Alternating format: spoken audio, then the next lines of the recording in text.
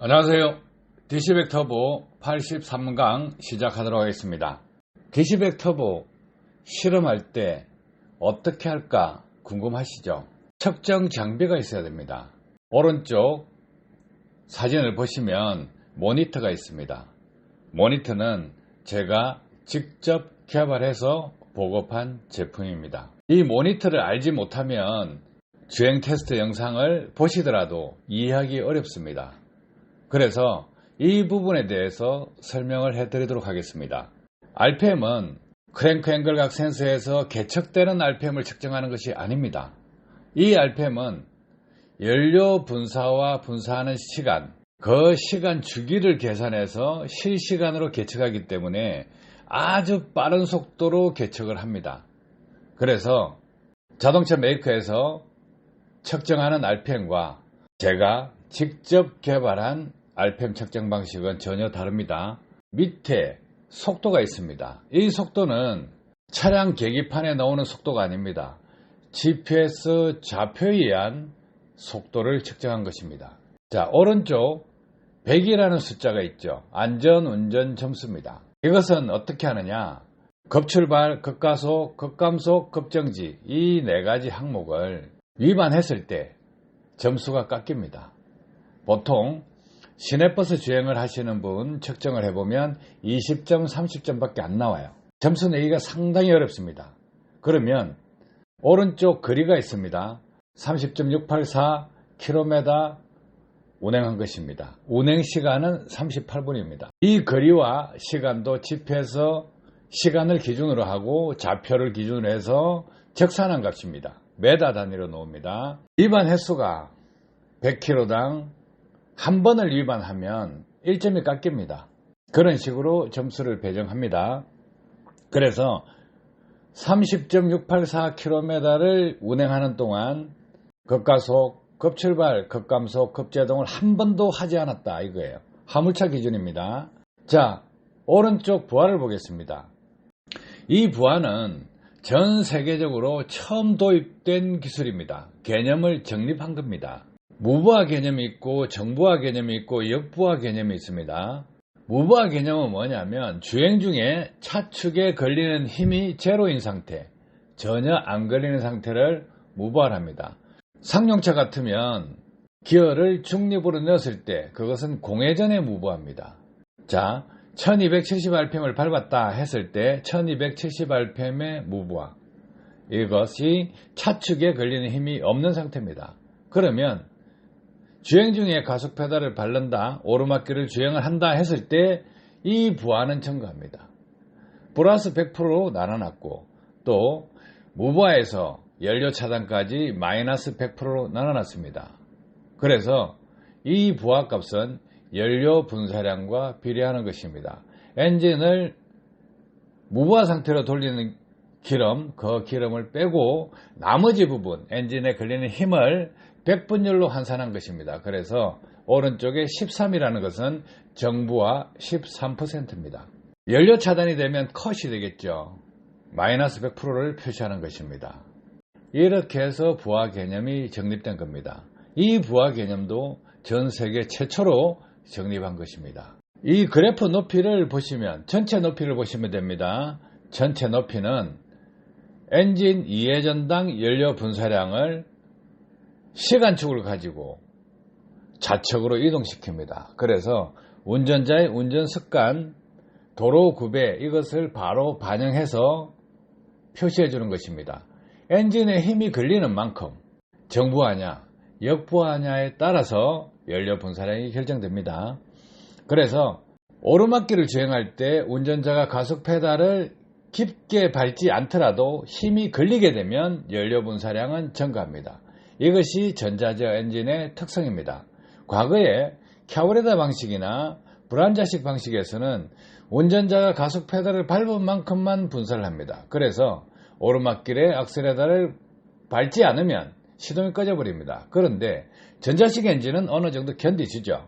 운전자가 가속 페달을 밟지 않더라도 연료 분사량을 정량한다 이거예요. 그래서 여기에서 보면 그래프 높이가 올라갑니다.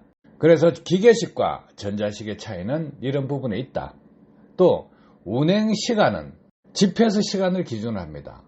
차주분들이 24시간을 운행하기 때문에 오전인지 오후인지 구분하기도 어렵다 이런 생각이 있어서 월요일, 오전, 오후 이런 식으로 구분해서 GPS 시간을 항상 띄워줍니다. 이렇게 구성이 되어 있습니다. 그러면 왼쪽을 한번 보십시오. 왼쪽을 보면 무부하 개념, 정부하 개념, 역부하 개념이 정립되어 있고 실험 차량은 200호 460 엔진입니다. 커먼 레일 방식이 있고 커먼 레일 방식이 아닌 차량이 있습니다. 크게 나누면 그렇습니다. 그러면 또 커먼 레일 방식 중에 연료 레일 압력을 디폴트로 잡아주는 것이 있고 연료 레일 압력을 엔진에 걸리는 힘에 따라서 분사량을 조절하기 위해서 압력 조절을 하는 부분이 있습니다. 그래서 듀티 타임을 조절하는 엔진과 연료 압력을 조절하는 타입, 이 두 가지 타입이 있습니다. 그래서 이 실험 차량은 EUI 엔진과 비슷한 스타일로 하는데 레일 압력을 일정한 값으로 디폴트로 잡아낸 엔진입니다. 이 차량에 10월 9일날 GC백 터보 흡기를 장착했습니다. 차주분께서 직접 장착하셨습니다. 11월 9일날 배기를 장착했습니다. 9일, 10일 양일간 했습니다. 누구의 도움도 받지 않고 차주분이 직접 장착을 했습니다. 그러면 이렇게 장착할 수 있는 능력이 있는 분이냐, 실험을 정상적으로 할 수 있는 분이냐 이거예요. 차주분의 과거 경력을 보시면 운전직으로 수송부를 전형했습니다. 차량 기계과를 졸업했습니다. 자동차 정비 자격증을 취득했습니다. 카고, 벌크, 컨테이너 29년 운전 경력입니다. 자가정비, 무사고 경력입니다. 화물차도 자가정비를 다 하십니다. 그리고 연비운전을 하기 위해서 모니터를 장착하고 항상 같은 코스 운행하시면서 도로 구배, 엔진 성능에 적합한 운전을 하고 계신 분이었습니다. 그러면 이 모니터에서 나타나는 그래프, 연료 분사량, 부하 이런 것을 다 보고 같은 코스를 운행하면서 오르막길에 부하를 몇 프로 걸면 무난하게 가더라. 짐이 몇 톤일 때 몇 프로 다 알고 있다는 거죠. 그래서 이 부분을 테스트한 것입니다. 중요한 것은 영상을 보시면서 집중적으로 봐야 될 부분이 무엇이냐. 같은 오르막길을 주행하면서 회전당 연료 분사량이 줄었다. 또 같은 길을 주행하면서 정부와 수치가 줄었다 이거예요. 같은 속도대에서. 이것은 무엇을 말하느냐. 공연비가 개선돼서 연소율이 높아졌다. 즉 연비가 올라간다는 겁니다. 자동차 메이커에서는 이런 부분을 해결하지 못했습니다. 왜 해결하지 못할까요? 개발하기 위해서는 필드 테스트가 기본입니다. 그런데 필드 테스트를 하기 위해서는 운전자가 연비운전 전문가여야 합니다. 그 해당 도로에 적재량을 싣고 연비운전을 최상으로 잘하는 사람, 국내 1인자라고 할 수 있는 사람, 그 전문가들을 구축하지 못했습니다. 그것이 국내 자동차 메이커 단점입니다. 필드 테스트 능력이 취약하다는 거예요.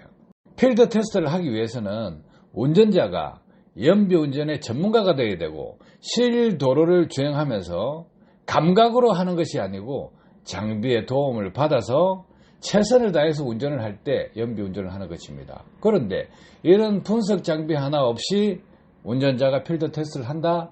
안 된다는 거죠. 자동차 메이커에서 하는 테스트는 무엇이냐? 거의 내구성 테스트입니다. 자동차 엔진을 개발하고 자동차 성능을 향상시키기 위해서는 이렇게 연비운전 전문가가 필요합니다. 그래서 전문가가 없다 그러면 신기술 개발 어렵습니다. 그러면 차주분께서 직접 실험한 영상을 한번 보시도록 하겠습니다.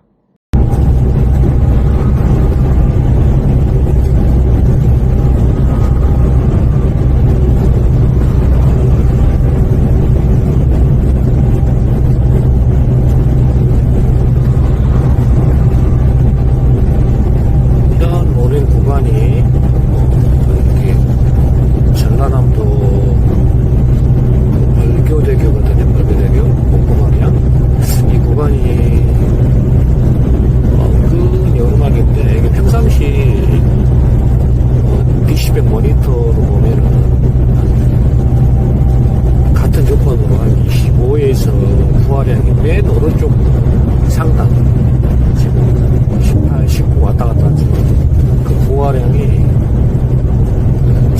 25에서 30 이렇게 나왔거든요.